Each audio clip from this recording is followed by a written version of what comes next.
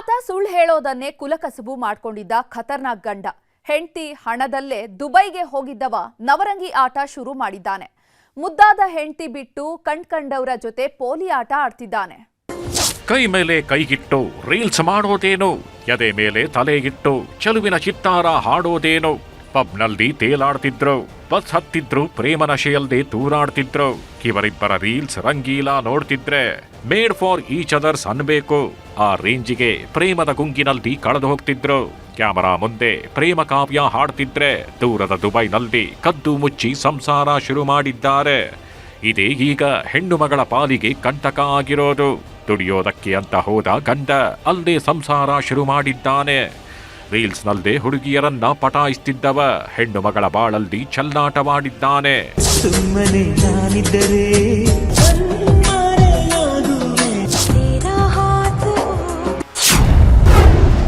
ಬನಿಯನ್ ಬಾಮೈದ, ಕಣ್ಣಲ್ದೆ ಪ್ರೇಮಾನಂದ. ಮಂಗಳೂರು ಮನ್ಮಥ, ಬಲೆಗೆ ಬಿದ್ರೆ ಗೋವಿಂದ.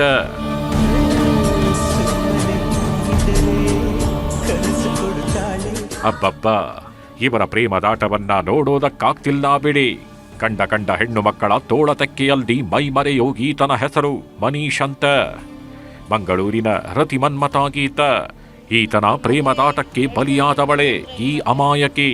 ಮಂಗಳೂರಿನ ಪ್ರೀತಿ ಹಿಂದೆ ಬಿದ್ದವ ಫೇಸ್ಬುಕ್ನಲ್ಲಿ ಪರಿಚಯ ಮಾಡಿಕೊಂಡು ಪ್ರೀತಿ ಪ್ರೇಮ ಅಂತ ತಲೆ ಕೆಡಿಸಿದ್ದ. ಹೀಗಾಗಿ ಮನೆಯವರನ್ನ ಒಪ್ಪಿಸಿ ಮದುವೆಗೂ ರೆಡಿಯಾಗಿದ್ರು. ಇನ್ನೇನು ಮದುವೆಗೆ 4 ದಿನ ಆಗಿದೆ ಅನ್ನೋ ಹೊತ್ತಲ್ಲಿ ಕಳ್ಳಾಟ ಶುರು ಮಾಡಿದ್ದಾನೆ. ಮದುವೆಗೆ ನನ್ನ ಹತ್ತಿರ ದುಡ್ಡಿಲ್ಲ, ಹೀಗಾಗಿ ನಾನು ಬದುಕಲ್ಲ ಅಂತ ಆತ್ಮಹತ್ಯೆ ನಾಟಕ ಮಾಡಿದ್ದ. ಇಂಥ ಹೊತ್ತಲ್ಲೇ ಮದುವೆ ನಿಂತೋದ್ರೆ ನಮ್ಮನೆ ಹೆಣ್ಣು ಮಗಳಿಗೆ ಕೆಟ್ಟ ಹೆಸರು ಅಂತ ಹೆಣ್ಣೆತ್ತವರೇ ಹಣ ಹಾಕಿ ಮದುವೆ ಮಾಡಿದ್ರು. ಇದೆಲ್ಲ ಆದ್ಮೇಲೆ ಕೆಲಸ ಇಲ್ಲದೆ ಖಾಲಿ ಪೋಲಿ ತಿರುಗ್ತಿದ್ರಿಂದ ಈ ಹೆಣ್ಣು ಮಗಳೇ 2 ಲಕ್ಷ ಖರ್ಚು ಮಾಡಿ ದುಬೈಗೆ ಕಳಿಸಿದ್ಲು. ಅದೇ ನೋಡಿ ದೊಡ್ಡ ಗೆಡವಟ್ಟಾಗಿದ್ದು ದುಬೈ ಸೇರ್ಕೊಂಡವ ಪ್ರೇಮದಾಟ ಶುರು ಮಾಡಿದ್ದಾನೆ. ನಮ್ಮದು ಮದುವೆ 2021ರಲ್ಲಿ ಮದುವೆ ಆಗಿದೆ ಸರ್. ಮದುವೆಗೆ 4 ದಿನ ಇರುವಾಗನೇ ನನ್ನ ಹತ್ರ ಹಣ ಇಲ್ಲ, ಮದುವೆಗೆ ಖರ್ಚು ಇದು ಮದುವೆ ಆಗಲಿಕ್ಕೆ ನನ್ನ ಬಳಿ ಹಣ ಇಲ್ಲ ಅಂತ ಹೇಳಿದ. ಮದುವೆ ಆದ ನಂತರ ಇವನಿಗೆ ಕೆಲಸ ಇಲ್ಲ ಅಂತೇಳಿ ನಾನು 2 ಲಕ್ಷ ಖರ್ಚು ಮಾಡಿ ಇವನನ್ನು ದುಬೈಗೆ ನಾನು ಕಳಿಸಿದ್ದು. ರೀಲ್ಸ್ ಮಾಡೋ ಹುಚ್ಚಿಗೆ ಬಿದ್ದಿದ್ದವ ಮಂಗಳೂರಿನ ಹುಡುಗಿಯರನ್ನೇ ಹುಡುಕಿ ಗಾಳ ಹಾಕ್ತಿದ್ದ. ಕಲರ್ ವಿಡಿಯೋ ಮಾಡೋದು, ಹೆಣ್ಣು ಮಕ್ಕಳಿಗೆ ಗಾಳ ಹಾಕೋದು. ನನಗೆ ಮದುವೆಯಾದ ಮರುದಿನವೇ ಹೆಂಡತಿ ಬಿಟ್ಟು ಹೋಗಿದ್ದಾಳೆ ಅಂತ ಹಸಿ ಕತೆ ಕಟ್ಟಿದ್ದವ ಕಂಡ ಹೆಣ್ಣು ಮಕ್ಕಳ ಬಾಳಲ್ಲಿ ಕಳ್ಳಾಟ ಆಡೋದಕ್ಕೆ ಶುರು ಮಾಡಿದ್ದಾನೆ. ಇದೇ ರೀತಿ 3-4 ಹೆಣ್ಣು ಮಕ್ಕಳ ಬದುಕಿನಲ್ಲಿ ಚೆಲ್ಲಾಟ ಮಾಡಿದ್ದಾನಂತೆ. ಅವರ ಕೈಯಲ್ಲದೆ ಖರ್ಚು ಮಾಡಿಸಿಕೊಳ್ಳೋದು, ಅವರ ಜೊತೆಗೆ ಮಜಾ ಮಾಡೋದು, ಬೋರಾಯ್ತು ಅಂದ್ರೆ ಮತ್ತೊಬ್ಬಳಿಗೆ ಟ್ರೈ ಮಾಡೋದು. ಈ ವಿಷಯ ಮಂಗಳೂರಲ್ಲಿರೋ ಪತ್ನಿಗೆ ಗೊತ್ತಾಗ್ತಿದ್ದಂತೆ ಪೊಲೀಸ್ ಠಾಣೆ ಮೆಟ್ಟಿಲೇರಿದ್ದಾಳೆ. ನನ್ನ ಹೆಂಡತಿ ಮದುವೆಯಾಗಿ ಮರುದಿನನೇ ಓಡಿ ಹೋಗಿದ್ದಾಳೆ, ನನಗೆ ಯಾರು ಇಲ್ಲ, ಮತ್ತೆ ನಮ್ಮದು ಫ್ಯಾಮಿಲಿ ಎಲ್ಲ ಬಿಟ್ಟಿದ್ದಾರೆ, ಹಾಗೆ ಸಿಂಪತಿ ತೋರಿಸು. ಪ್ರಪೋಸ್ ಮಾಡಿದ ಮೇಲೆ ಅವರನ್ನು ಲವ್ ಮಾಡಿ ಅವರೊಟ್ಟಿಗೆ ತಿರುಗೋದು ಫುಲ್ಲು. ಅಂದರೆ ಖರ್ಚೆಲ್ಲ ಹುಡುಗಿಯರ್ದೆ. 4 ಹುಡುಗಿಯರಿಗೆ ಮೋಸ ಮಾಡಿದ್ದಲ್ಲ ಸರ್. ಮನೀಶ್ನ ಮೋಸದಾಟಕ್ಕೆ ಹೆಂಡತಿ ಶಾಕ್ಗೆ ಒಳಗಾಗಿದ್ದಾರೆ. ತನಗೆ ಇಂತಹ ಗಂಡ ಬೇಡ, ಆತ ಮತ್ತೆ ಯಾರಿಗೂ ಮೋಸ ಮಾಡಬಾರದು ಅಂತ ಪ್ರೀತಿ ಬೇಸರ ವ್ಯಕ್ತಪಡಿಸಿದ್ದಾರೆ. ಒಟ್ಟಿನಲ್ಲಿ ಗಂಡನ ಮೋಸಕ್ಕೆ ಹೆಂಡತಿ ಪೊಲೀಸ್ ಠಾಣೆ ಮೆಟ್ಟಿಲೇರಿದ್ದಾಳೆ.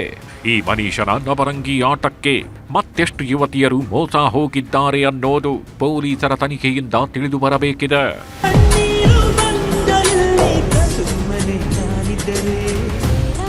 ಕಿಶನ್ ಶೆಟ್ಟಿ, ನ್ಯೂಸ್ 18 ಮಂಗಳೂರು. ಮದ್ವೆ ಮನೆಗೆ ಹೋಗಿದ್ದ ಆ ಹೆಣ್ಮಗಳು ಇದ್ದಕ್ಕಿದ್ದಂತೆ ಕಣ್ಮರಿಯಾಗಿದ್ಲು. ಕೊಲೆಯ ಸೀನ್ ಕ್ರಿಯೇಟ್ ಮಾಡಿ ಪ್ರಿಯಕರನ ಮನೆ ಸೇರ್ಕೊಂಡಿದ್ಲು. ಆಂಟಿಯ ಜನ್ಮ ಜಾಲಾಡೋದಕ್ಕೆ ಶುರು ಮಾಡಿದ ಪೊಲೀಸರು ಪೋಲಿ ಆಂಟಿಯ ಪ್ರೇಮ ಕತೆ ಬಿಚ್ಚಿಟ್ಟಿದ್ದಾರೆ. ಇವಳು ಕಣ್ರಿ ಕಲಿಯುಗದ ಸತಿಶಿರೋಮಣಿ. ಇಂಥವಳನ್ನ 3 ಲೋಕ ಸುತ್ತಾಡಿದ್ರೂ ಹುಡುಕೋದಕ್ಕಾಗಲ್ಲ. ಮಳ್ಳಿ ಮಂಚಕ್ಕಿಷ್ಟು ಕಾಲು ಅಂದ್ರೆ ಮಂಚದ ಕೆಳಗೆ ಕಣ್ಣಾಡಿಸಿಲ್ಲ ಅನ್ನೋ ಮಿಂಚುಳ್ಳಿ ಇವಳ ಈ ರೀಲ್ಸ್ಗೂ ಈಗ ಮಾಡ್ಕೊಂಡಿರೋ ಕಳ್ಳಾಟಕ್ಕೂ ಸರಿಯಾಗಿ ಸೂಟ್ ಆಗ್ತಿದೆ ಬಿಡಿ. ಯಾಕಂದ್ರೆ ಗಂಡ ಅಂದ್ರೆ ಪರದೈವ, ಗಂಡ ಅಂದ್ರೆ ಸರ್ವಸ್ವ ಅಂತ ಉದ್ದುದ್ದ ರೀಲ್ಸ್ ಮಾಡ್ತಿದ್ದವಳು ಗಂಡನಿಗೆ ಕೈಕೊಟ್ಟು ಹೊರಟಿದ್ಲು. ಬಿಹಾರದ ಅಂಕಲ್ ಆಸೆಗೆ ಕಟ್ಕೊಂಡ ಗಂಡನಿಗೆ ಗೋಲಿ ಹೊಡೆದಿದ್ದಾಳೆ. ಕೆರೆ ಪಕ್ಕದಲ್ಲಿ ಬಟ್ಟೆ ಜೊತೆ ಒಳ ಉಡುಪು ಬಿಸಾಡಿ ಕ್ರೈಮ್ ಸೀನ್ ಸೃಷ್ಟಿ ಮಾಡಿದವಳು ಪ್ರಿಯಕರಣ ಜೊತೆಗೆ ಪರಾರಿಯಾಗಿದ್ಲು. ಇನ್ನೇನು ಇವಳ ಕಥೆಯೇ ಮುಗಿದೋಯ್ತು ಅಂತ ಊರವರೆಲ್ಲ ಮಾತಾಡೋಕೆ ಶುರು ಮಾಡಿದ್ರು. ಆಗ್ಲೇ ನೋಡಿ ಚಿಣಿಮಿಣಿ ಆಂಟಿಯ ಚಿನ್ನಾಟದ ಕಥೆಯನ್ನ ಪೊಲೀಸರು ತೆರೆದಿಟ್ಟಿದ್ದು, ಗಂಡನ ಮುಂದೆ ಮಳ್ಳಿಯಂಗಿರ್ತಿದ್ದವಳ ರೋಚಕ ಕಹಾನಿ ಬೆಚ್ಕೊಂಡಿದ್ದು. ನಾನು ಹೆಂಡತಿ ಸಾಯವರೆಗೂ ಚೆನ್ನಾಗಿರ್ತಿತ್ತು. ಸಾವು ಕೂಡ ನನ್ನ ನಿನ್ನ ಬೇರೆ ಮಾಡೋ ಮಾತೇ ಇಲ್ಲ ಎನ್ನ. ಕಿಲಾಡಿ ಆಂಟಿಯ ಕಣ್ಣ ಮುಚ್ಚಾಲೆ ಆಟಕ್ಕೆ ಬಿತ್ತು ಬ್ರೇಕ್. ರಂಗೀಲ ರಸಗುಲ್ಲ ಮ್ಯಾನೇಜರ್ ಜೊತೆ ಖುಲ್ಲಂ ಖುಲ್ಲ. ಇವಳು ಅಂತಿಂತ ಆಸಾಮಿಯಲ್ಲ ಬಿಡಿ, ಬೆರಳು ತೋರಿಸಿದ್ರೆ ಅಂಗೈಯನ್ನೇ ನುಂಗೋ ಮದನ ಕಾಮಿನಿ. ಈಕೆ ಹೆಸರು ಪ್ರಿಯಾಂಕಾ ಅಂತ. ನೋಡೋದಕ್ಕೂ ಚೆಂದುಳ್ಳಿ ಇದ್ದಂಗವಳೆ. ಇದನ್ನೇ ಅಸ್ತ್ರ ಮಾಡಿಕೊಂಡವಳು ಆಡಬಾರದ ನವರಂಗಿ ಆಟ ಆಡಿದ್ದಾಳೆ. ನಿನ್ನೆ ಇಡೀ ದಿನ ಹಾಸನ ಪೊಲೀಸರು ಇವಳ ಜನ್ಮಜಾಲಾಡಿ ಸುಸ್ತಾಗಿ ಹೋಗಿದ್ದಾರೆ. ಯಾಕಂದ್ರೆ 3 ದಿನದ ಹಿಂದೆ ಕುಣಿಗಲ್ ಮೂಲದ ಪ್ರಿಯಾಂಕಾ 20 ಲಕ್ಷ ಮೌಲ್ಯದ ಬಂಗಾರ ಹಾಕೊಂಡು ಚಿಕ್ಕಮಗಳೂರಿನ ಸಂಬಂಧಿಕರ ಮದುವೆ ಮನೆಗೆ ಹೋಗಿದ್ಲು. ಮಧ್ಯಾಹ್ನದವರೆಗೂ ಅಲ್ಲೇ ಇದ್ದವಳು ನಂತರ ಬೇಲೂರಲ್ಲಿರೋ ತನ್ನ ತವರು ಮನೆಗೆ ಬಂದಿದ್ದಾಳೆ. ರಾತ್ರಿ 7:30 ಸುಮಾರಿಗೆ ಗಂಡನ ಮನೆಗೆ ಹೊರಡ್ತೀನಿ ಅಂತ ತವರು ಮನೆಯಿಂದಲೂ ಹೊರಬಂದಿದ್ಲು. ಇದಾದ ಸ್ವಲ್ಪ ಹೊತ್ತಲ್ಲೇ ಬಸ್ ಸ್ಟ್ಯಾಂಡ್ಗೆ ಬಂದವಳು ಸಂಬಂಧಿಕರೊಬ್ಬರಿಗೆ ಫೋನ್ ಮಾಡಿ ಮಾತಾಡಿದ್ಲು. ಅದೇ ಕೊನೆ. ಆಮೇಲೆ ಈಕೆಯ ಸಂಪರ್ಕವೇ ಸಿಕ್ಕಿರಲಿಲ್ಲ. ಫೋನ್ ಮಾಡಿದ್ರೆ ಮೊಬೈಲ್ ಕೂಡ ಸ್ವಿಚ್ ಆಫ್ ಆಗಿತ್ತು. ಈ ಆತಂಕದ ಮಧ್ಯೆ ಹಾಸನ ತಾಲೂಕಿನ ಕಲ್ಕೆರೆ ಗ್ರಾಮದ ಕೆರೆ ಪಕ್ಕದಲ್ಲಿ ಈಕೆಯ ಬಟ್ಟೆ ಒಳ ಉಡುಪುಗಳೆಲ್ಲ ಪತ್ತೆಯಾಗಿದ್ವು. ಹೀಗಾಗಿ 10 ಅನುಮಾನ ಕಾಡೋದಕ್ಕೆ ಶುರುವಾಗಿತ್ತು. ಯಾರೋ ಮೈ ಮೇಲಿದ್ದ ಚಿನ್ನಾಭರಣಕ್ಕಾಗಿ ಅತ್ಯಾಚಾರ ಮಾಡಿ ಕೊಲೆ ಮಾಡಿರ್ಬೋದು ಅಂತ ಊರವರೆಲ್ಲ ಮಾತಾಡೋಕೆ ಶುರು ಮಾಡಿದ್ರು. ತನಿಖೆಗಿಳಿದ ಪೊಲೀಸರು ತಲೆ ಕೆಡಿಸಿಕೊಂಡು ಹುಡುಕಾಟ ನಡೆಸಿದ್ರು. ಊರಿಗೆ ಹೋಗಿ ಊರಲ್ಲೆಲ್ಲ ಇದ್ದು 5 ಗಂಟೆ ಮೇಲೆ 6 ಗಂಟೆಗೆ ಊರಿಂದ ಹೊರಟಿದ್ದಾರೆ. 6:15ಗೆ ಫೋನು ಮಾಡಿದ್ದಾರೆ ನಮಗೆ, ಊರಿಂದ ಹೊರಡ್ತಾ ಇದ್ದೀನಿ ಬರ್ತೀನಿ ನಾನು ಅಂತ. 6:15ಗೆ ಮಗನ ಹತ್ರನೂ ಸಹ ಮಾತಾಡಿ ಬರ್ತಾ ಇದ್ದೀನಿ ಅಂತ ಹೇಳಿದ್ರು. ಆಮೇಲೆ 8:15ಯಿಂದ ಫೋನ್ ಸ್ವಿಚ್ ಆಫ್ ಬರ್ತಾ ಇದೆ, ಫೋನ್ ಸಿಗ್ತಾ ಇಲ್ಲ. ಕೈಮರ ಬಸ್ ಹಟ್ಟಿದ್ದಾರೆ, ಅಲ್ಲಿಂದ ಬೇಲೂರಿಂದ ಬಂದ್ಮೇಲೆ ನಮಗೆ ಫೋನ್ಗೆ ಸಿಗ್ತಾ ಇಲ್ಲ. ತನಿಖೆ ಶುರು ಮಾಡಿದ ಹಾಸನ ಪೊಲೀಸರಿಗೆ ಪ್ರಿಯಾಂಕಳನ್ನ ಪತ್ತೆ ಹಚ್ಚೋದೇ ದೊಡ್ಡ ಸವಾಲಾಗಿತ್ತು. ಅಗ್ನಿಶಾಮಕ ತಂಡದ ಜೊತೆಗೆ ಡ್ರೋನ್ ಮೂಲಕ ಹುಡುಕಾಡಿದ್ರೂ ಸಣ್ಣ ಸುಳಿವು ಸಿಕ್ಕಿರಲಿಲ್ಲ. ಹೀಗಾಗಿ ಮುಳುಗು ತಜ್ಞ ಈಶ್ವರ್ ಮಲ್ಪಿಯನ್ನ ಕರೆಸಿ ಇಡೀ ಕೆರೆ ಹುಡುಕಾಡಿದ್ರು. ಆಗಲೂ ಯಾವುದೇ ಸುಳಿವು ಇರಲಿಲ್ಲ. ಹೀಗಾಗಿ ಹಾಸನ ಎಸ್ಪಿ ಶುಭನ್ವಿತ 3 ತಂಡ ರೆಡಿ ಮಾಡಿದ್ರು. ಆಗ್ಲೇ ನೋಡಿ ಒಂದೊಂದೇ ಕಥೆ ಬೆಚ್ಕೊಳ್ಳೋದಕ್ಕೆ ಶುರುವಾಗಿದ್ದು. ಪ್ರಿಯಾಂಕಳ ಮೊಬೈಲ್ ನೆಟ್ವರ್ಕ್ ಜೊತೆಗೆ ಸಿಡಿಆರ್ ದಾಖಲೆಯನ್ನ ಪರಿಶೀಲಿಸಿದಾಗ ಅಪರಿಚಿತ ವ್ಯಕ್ತಿಯ ಮಾಹಿತಿ ಸಿಕ್ಕಿತ್ತು. ಆತನ ನೆಟ್ವರ್ಕ್ ಜಾಲಾಡಿದಾಗ ಕುಣಿಗಲ್ನಲ್ಲಿ ಇರೋ ಸುಳಿವು ಸಿಕ್ಕಿದೆ. ಹೀಗಾಗಿ ಪೊಲೀಸರ ತಂಡ ಸೀದಾ ಕುಣಿಗಲ್ಗೆ ಹೋಗಿದೆ. ಅಪರಿಚಿತನಿದ್ದ ಮನೆಯ ಬಾಗಿಲು ತಟ್ಟುತ್ತಿದ್ದಂತೆ ಪ್ರಿಯಾಂಕಾ ಕಣ್ಣಿಗೆ ಬಿದ್ದಿದ್ದಾಳೆ. ಕಾಲ್ ಡೀಟೇಲ್ಸ್ ಮತ್ತೆ CCTV ನೋಡುವಾಗ ನಮಗೆ ಕೆಲವು ಕ್ಲೂಸ್ ಸಿಕ್ಕಿತ್ತು. ಆ ಕ್ಲೂಸ್ ಮೇಲೆ ವರ್ಕೌಟ್ ಮಾಡಿಕೊಂಡು ನಾವು ಕುಣಿಗಲ್ಗೆ ಒಂದು ಟೀಮ್ ಕಳಿಸಿದೀವಿ. ಅಲ್ಲಿ ನಮಗೆ ಅವರು ಸಿಕ್ಕಿದ್ದಾರೆ, ಅವರು ಸುರಕ್ಷಿತ ಇದ್ದಾರೆ, ಬದುಕಿದ್ದಾರೆ. ಅವರಿಗೆ ರಿಕವರ್ ಮಾಡಿಕೊಂಡು ನಾವು ಇಲ್ಲಿ ವಾಪಸ್ ಬಂದಿದ್ದೀವಿ. ಬಿಹಾರ ಮ್ಯಾನೇಜರ್ ಜೊತೆ ಆಂಟಿ ಚಿಂಗಾಲಾಲ. ಪ್ರಿಯಕರನ ಮನೆಯಲ್ಲಿ ಅಡಗಿ ಕೂತಿದ್ದವಳನ್ನ ಎತ್ತಕೊಂಡು ಬರ್ತಿದ್ದಂತೆ ಒಂದೊಂದೇ ಕಹಾನಿ ಬಿಚ್ಕೊಂಡಿದೆ. ಇವನೇ ನೋಡಿ ಈ ಪರಮ ಪಾವನೆಯ ಮನಸ್ಸು ಕದ್ದ ಮದನ ಮನಮೋಹನ. ಈತನ ಹೆಸರು ಡೇವಿಡ್ ಅಂತ. ಬಿಹಾರ ಮೂಲದ ಈತ ಕುಣಿಗಲ್ನ ಫ್ಯಾಕ್ಟರಿಯೊಂದರಲ್ಲಿ ಮ್ಯಾನೇಜರ್ ಆಗಿ ಕೆಲಸ ಮಾಡ್ತಿದ್ದ. ಅದೇ ಫ್ಯಾಕ್ಟರಿಯಲ್ಲಿ ಪ್ರಿಯಾಂಕಾ ಕೂಡ ಕೆಲಸ ಮಾಡ್ತಿದ್ಲು. ಆಗ್ಲೇ ನೋಡಿ ಇವರಿಬ್ಬರ ಮಧ್ಯೆ ಪ್ರೇಮದಾಟ ಶುರುವಾಗಿದ್ದು. ರೀಲ್ಸ್ ಆಂಟಿಯ ರಂಗೀಲ ಲೈಫ್ಗೆ ಮರುಳಾಗಿ ಪ್ರಿಯಾಂಕಾಳ ಪ್ರೇಮ ಪಾಶದಲ್ಲಿ ಬಂಧಿಯಾಗಿದ್ದ. 11 ವರ್ಷದ ಹಿಂದೆ ಮದುವೆಯಾಗಿದ್ದ ಪ್ರಿಯಾಂಕಾಗೆ 4ನೇ ಕ್ಲಾಸ್ನ ಮಗನಿದ್ದಾನೆ. ಬಂಗಾರದಂಥ ಗಂಡ ಕಲ್ಗುಂಡಿಯಂತಿದ್ದಾನೆ. ಆದ್ರೂ ಈ ಬಿಹಾರದ ನರಪೇತ್ಲ ನಾರಾಯಣನ ಹಿಂದೆ ಬಿದ್ದಿದ್ದಾಳೆ. ಊರು ಬಿಟ್ಟೋಗೋದಕ್ಕೆ ಪ್ಲಾನ್ ಮಾಡಿದ್ದವರು ಮದುವೆ ದಿನವನ್ನೇ ಅಸ್ತ್ರ ಮಾಡಿಕೊಂಡಿದ್ರು. ಚಿನ್ನಾಭರಣವನ್ನೆಲ್ಲ ತಗೊಂಡು ಬಿಹಾರಕ್ಕೆ ಹಾರೋ ಐಡಿಯಾ ಮಾಡಿದ್ರು. ಆದ್ರೆ ಗ್ರಹಚಾರ ಕೆಟ್ಟಿದೆ. ಊರು ಬಿಡೋದಕ್ಕೆ ಮೊದಲೇ ಅಂಧರಾಗಿ ಹೋಗಿದ್ದಾರೆ. ಈಗ ಎನ್ಕ್ವೈರಿ ನಡೀತಾ ಇದೆ. ಪ್ರೈಮರಿ ಮಾಹಿತಿ ಪ್ರಕಾರ ಗಂಡನ ಜೊತೆಗೆ ಇರಕ್ಕೆ ಅವರಿಗೆ ಇಷ್ಟ ಇರಲಿಲ್ಲ. ಬೇರೆಯವರ ಜೊತೆಗೆ ಸಂಸಾರ ಮಾಡಲಿಕ್ಕೆ ಅವರದು ಪ್ರೈಮರಿ ಮಾಹಿತಿ ಪ್ರಕಾರ ಪ್ಲಾನ್ ಇತ್ತು. ಅದಕ್ಕೆ ಈ ತರ ಅವರು ಮಾಡಿದ್ದಾರೆ. ಅದಕ್ಕೆ ನಮ್ಮ ಟೀಮ್ ತುಂಬಾ ಚೆನ್ನಾಗಿ ಕೆಲಸ ಮಾಡಿದ್ದಾರೆ. ಅವರಿಗೆ ವಿದಿನ್ 12 ಅವರ್ಸ್ ಅವರಿಗೆ ರಿಕವರ್ ಮಾಡಿದ್ದಾರೆ, ಎಲ್ಲ ಆಂಗಲ್ಸ್ ಅನಲೈಸ್ ಮಾಡಿಕೊಂಡು.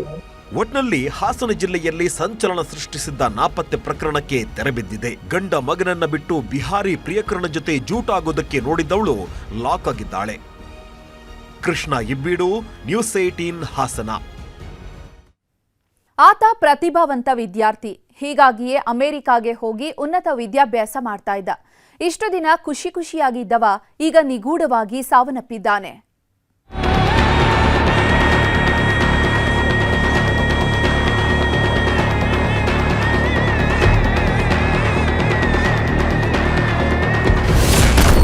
ಅಮೆರಿಕದಲ್ಲಿ ಕನ್ನಡಿಗನ ನಿಗೂಢ ಸಾವು. ಉನ್ನತ ಶಿಕ್ಷಣಕ್ಕೆ ಹೋದವ ಕೆರೆ ಬಳಿ ದುರ್ಮರಣ. ಒಂದಲ್ಲ ಎರಡಲ್ಲ 7 ದಿನಗಳಿಂದ ಸಾಕೇಶ್ ಶ್ರೀನಿವಾಸಯ್ಯನ ಸಣ್ಣ ಸುಳಿವು ಸಿಕ್ಕಿರಲಿಲ್ಲ. ಹೈಯರ್ ಎಜುಕೇಷನ್ಗೆ ಅಂತ ಅಮೆರಿಕದ ಕ್ಯಾಲಿಫೋರ್ನಿಯಾಗೆ ಹೋದವ ಎಲ್ಲೋದ ಅನ್ನೋದೇ ಗೊತ್ತಾಗಿರಲಿಲ್ಲ. ಕೆರೆ ಬಳಿ ಬಟ್ಟೆ ಹಾಗೂ ಲ್ಯಾಪ್ಟಾಪ್ ಸಿಕ್ಕಿದ್ದು ಬಿಟ್ಟರೆ ಬೇರೇನೂ ಸಹ ಸುಳಿವಿರಲಿಲ್ಲ. ಓದೋದಕ್ಕೆ ಅಂತ ಹೋದವ ಎಲ್ಲೋದ, ಏನಾದರೂ ಆಗಬಾರದು ಆಯ್ತಾ ಅನ್ನೋ ಆತಂಕ ಹೆತ್ತವರನ್ನ ಕಾಡೋದಕ್ಕೆ ಶುರುವಾಗಿತ್ತು. ಇದು ದೊಡ್ಡ ಸುದ್ದಿಯಾಗ್ತಿದ್ದಂತೆ ರಾಜ್ಯ ಸರ್ಕಾರದ ಮುಖ್ಯ ಕಾರ್ಯದರ್ಶಿ ಶಾಲಿನಿ ರಜನೀಶ್ ವಿದೇಶಾಂಗ ವ್ಯವಹಾರಗಳ ಸಚಿವಾಲಯದ ಕಾರ್ಯದರ್ಶಿಗೆ ಪತ್ರ ಬರೆದಿದ್ರು. ಇದರ ಬೆನ್ನಲ್ಲೇ ಈಗ ಆಘಾತಕಾರಿ ವಿಷಯ ಹೊರಬಿದ್ದಿದೆ. ಇಷ್ಟು ದಿನ ಕಣ್ಮರೆಯಾಗಿದ್ದವ ಹೆಣವಾಗಿ ಪತ್ತೆಯಾಗಿದ್ದಾನೆ ಅಂತ ರಾಯಭಾರಿ ಕಚೇರಿ ಮಾಹಿತಿ ನೀಡಿದೆ.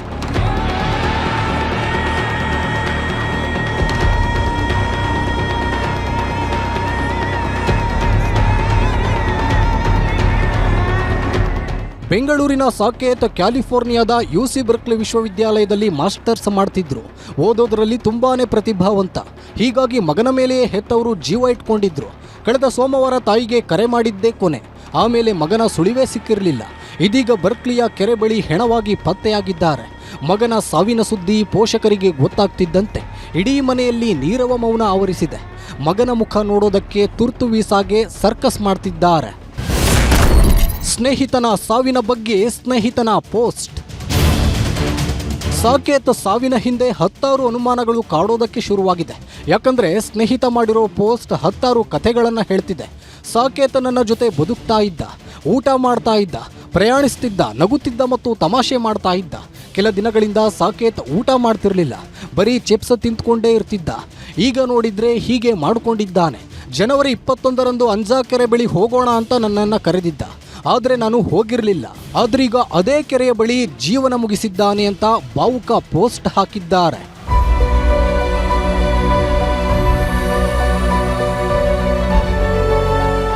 ಒಟ್ನಲ್ಲಿ ಓದೋದಕ್ಕೆ ಅಂತ ಅಮೆರಿಕಾಗೆ ಹೋಗಿದ್ದವ ದುರಂತ ಅಂತ್ಯ ಕಂಡಿದ್ದಾನೆ. ನಿಜಕ್ಕೂ ಸಾಕೇತ್ನದ್ದು ಆತ್ಮಹತ್ಯೆಯೋ ಅಥವಾ ಕೊಲೆಯೋ ಅನ್ನೋದು ತನಿಖೆ ನಂತರವೇ ಗೊತ್ತಾಗಬೇಕಿದೆ. ಪ್ರಗತಿ ಶೆಟ್ಟಿ, ನ್ಯೂಸ್ 18 ಬೆಂಗಳೂರು.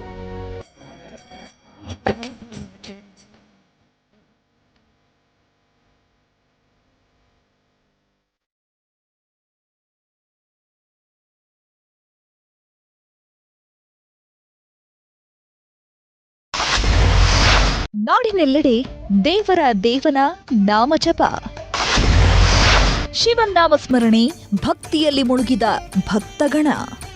ಭಕ್ತರ ಪಾಲಿನ ಮಹಾದೇವ, ಶರಣು ಎಂದು ಬಂದವರ ಪಾಲಿನ ಶಿವಶಂಕರ. ನೀನೇ ಗತಿಯಪ್ಪ ಎಂದವರಿಗೆ ಇವನೇ ನೀಲಕಂಠ. ಸರ್ವವೂ ಇವನೇ, ಸರ್ವಾಂತರಯಾಮಿಯೂ ಇವನೇ. ಎಲ್ಲಿ ಶಿವನ ಸ್ಮರಣೆ ಇರುತ್ತೋ ಅಲ್ಲಿ ಭಗವಂತನೇ ನೆಲೆ ನಿಂತಿರ್ತಾನೆ. ಭಕ್ತಿಯಿಂದ ಕರೆದರೆ ಸಾಕು, ಭಕ್ತರಿಗೊಲಿದು ಬಿಡ್ತಾನೆ. ಹೀಗಾಗಿ ದೇವ ಮಹಾದೇವನನ್ನ ನಾಡಿನುದ್ದಕ್ಕೂ ಧ್ಯಾನಿಸಲಾಗ್ತಿದೆ. ಶಿವರಾತ್ರಿ ಹಿನ್ನೆಲೆ ಊರೂರಲ್ಲೂ ಶಿವನಾಮ ಸ್ಮರಣೆ ಮಾಡ್ತಿದ್ದಾರೆ. ಶಿವನ ದೇಗುಲಗಳಲ್ಲಿ ನಾನಾ ಬಗೆಯ ಪೂಜೆ ಪುನಸ್ಕಾರಗಳು ನಡೀತಾ ಇದ್ದು ಶಿವನ ಧ್ಯಾನದಲ್ಲಿ ಜನ ಮುಳುಗಿ ಹೋಗಿದ್ದಾರೆ. ಮಹಾಶಿವರಾತ್ರಿ ಬಂತು ಅಂದ್ರೆ ಶಿವಭಕ್ತರ ಪಾಲಿಗೆ ಮಹಾಸುದಿನ. ಉಪವಾಸ, ಜಾಗರಣೆ ಅಂತ ಭಕ್ತಿಯ ಕಡಲಲ್ಲಿ ಮಿಂದೇಳ್ತಾರೆ. ಚಾಮರಾಜನಗರದ ಮಾದಪ್ಪನ ಬೆಟ್ಟದಲ್ಲಿ ಇವತ್ತು ಕಣ್ಹಾಯಿಸಿದ್ದಷ್ಟು ದೂರಕ್ಕೂ ಭಕ್ತರೇ ಕಾಣ್ತಿದ್ದಾರೆ. ಕಾಲಿಡೋದಕ್ಕೂ ಜಾಗವಿಲ್ಲದಷ್ಟು ಭಕ್ತರು ಸೇರಿದ್ದಾರೆ. ಗರ್ಭಗುಡಿಯಲ್ಲಿ ವಿಶೇಷ ಪುಷ್ಪಾಲಂಕಾರ ಮಾಡಲಾಗಿದ್ದು ಡಿಸಿಎಂ ಡಿಕೆ ಶಿವಕುಮಾರ್ ಪತ್ನಿ ಶಿವನ ಸನ್ನಿಧಿಗೆ ಬಂದು ಭಕ್ತಿಯಿಂದ ಪೂಜಿಸಿದ್ರು.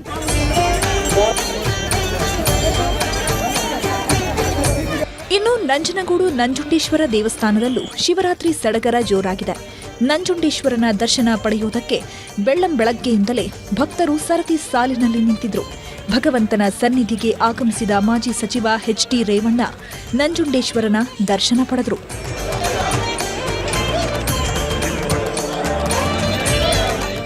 ಮಹಾಶಿವರಾತ್ರಿ ಬಂತಂದ್ರೆ ಕೋಲಾರದ ಕೋಟಿಲಿಂಗೇಶ್ವರ ಕ್ಷೇತ್ರದಲ್ಲಿ ಕೈಲಾಸವೇ ಧರೆಗಿಳಿಯುತ್ತೆ. 108 ಅಡಿ ಎತ್ತರದ ಶಿವಲಿಂಗಕ್ಕೆ ವಿಶೇಷ ಹೂವಿನ ಅಲಂಕಾರ ಮಾಡಲಾಗಿದ್ದು, ಬೆಳಗ್ಗೆ 4 ಗಂಟೆಯಿಂದಲೇ ಗರ್ಭಗುಡಿಯ ಶಿವನ ದರ್ಶನಕ್ಕೆ ಅವಕಾಶ ನೀಡಲಾಗಿತ್ತು.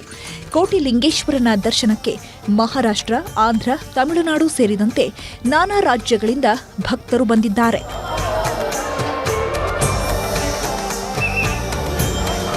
ತುಂಬ ದಿನಗಳ ಆಸೆ ಇತ್ತು ಬರಬೇಕು ಅಂತ.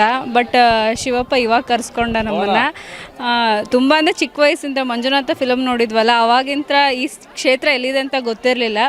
ಬಟ್ ಇವಾಗ ನಾವು ಬೆಂಗಳೂರಿಗೆ ಬಂದಮೇಲೆ ಗೊತ್ತಾಯಿತು ಕೋಟಿಲಿಂಗೇಶ್ವರ ಅಂತ. ಹಾಗಾಗಿ ತುಂಬ ಖುಷಿ ಆಯಿತು ಬಂದು. ಇಷ್ಟೊಂದು ಶಿವ ಒಂದೇ ದಿನ ನೋಡೋದಕ್ಕೆ ತುಂಬಾ ಖುಷಿ ಆಯಿತು ಸರ್. ದಕ್ಷಿಣ ಕಾಶಿ ಅಂತಾನೆ ಕರೆಸಿಕೊಳ್ಳೋ ಚಿಕ್ಕಬಳ್ಳಾಪುರದ ಭೋಗನಂದೀಶ್ವರನ ದೇವಸ್ಥಾನದಲ್ಲೂ ಹಬ್ಬದ ಸಂಭ್ರಮ ಕಳೆಗಟ್ಟಿದೆ. ಗಂಟೆಗಟ್ಟಲೆ ಕ್ಯೂ ನಿಂತು ಸ್ವಾಮಿಯ ದರ್ಶನ ಪಡೆದಿದ್ದಾರೆ. ಇನ್ನು ಇಶಾ ಫೌಂಡೇಶನ್ನಲ್ಲೂ ಶಿವರಾತ್ರಿ ಸಡಗರ ಜೋರಾಗಿದ್ದು, ರಾತ್ರಿಯ ಜಾಗರಣೆಗೆ ಸಾವಿರಾರು ಜನ ಸೇರಿದ್ದಾರೆ.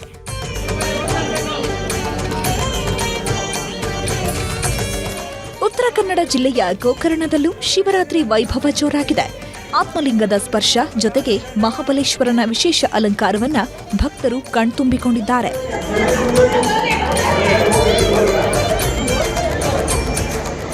ಶ್ರೀ ಕ್ಷೇತ್ರ ಧರ್ಮಸ್ಥಳದಲ್ಲೂ ಮಹಾಶಿವರಾತ್ರಿಯ ಸಂಭ್ರಮದಲ್ಲಿ ಭಕ್ತರು ಮುಳುಗೇಳುತ್ತಿದ್ದಾರೆ.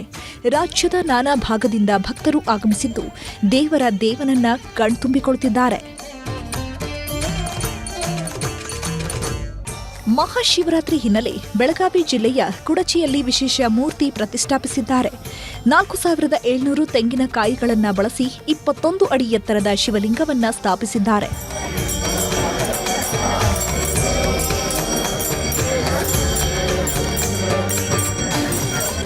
ಇನ್ನು ಕಲಬುರಗಿಯ ವಿವಾದದ ಕೇಂದ್ರ ಬಿಂದುವಾಗಿರೋ ಲಾಡ್ಲೆ ಮಶಾಕ್ ದರ್ಗಾದಲ್ಲೂ ಶಿವರಾತ್ರಿ ಆಚರಿಸಿದ್ದಾರೆ. ದರ್ಗಾದಲ್ಲಿರೋ ಶ್ರೀ ರಾಘವ ಚೈತನ್ಯ ಶಿವಲಿಂಗಕ್ಕೆ ಹಿಂದೂ ಮುಖಂಡರು ಖಾಕಿ ಭದ್ರತೆಯಲ್ಲಿ ತೆರಳಿ ಪೂಜೆ ಸಲ್ಲಿಸಿದರು. ಹೈಕೋರ್ಟ್ ನಿರ್ದೇಶನದಂತೆ ಬಿಗಿ ಭದ್ರತೆಯಲ್ಲಿ ಪೂಜೆ ಸಲ್ಲಿಸಲಾಯಿತು.